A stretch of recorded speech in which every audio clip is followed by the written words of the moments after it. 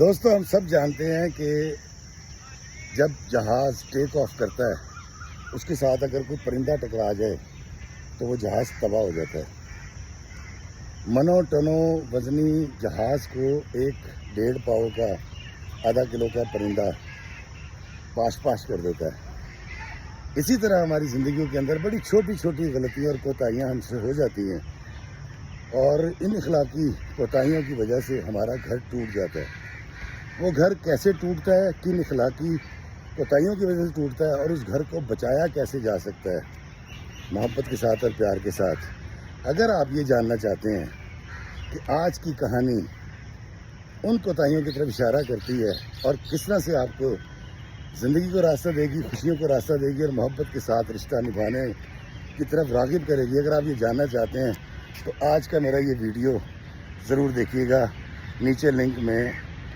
نیچے اس کا لنک موجود ہے۔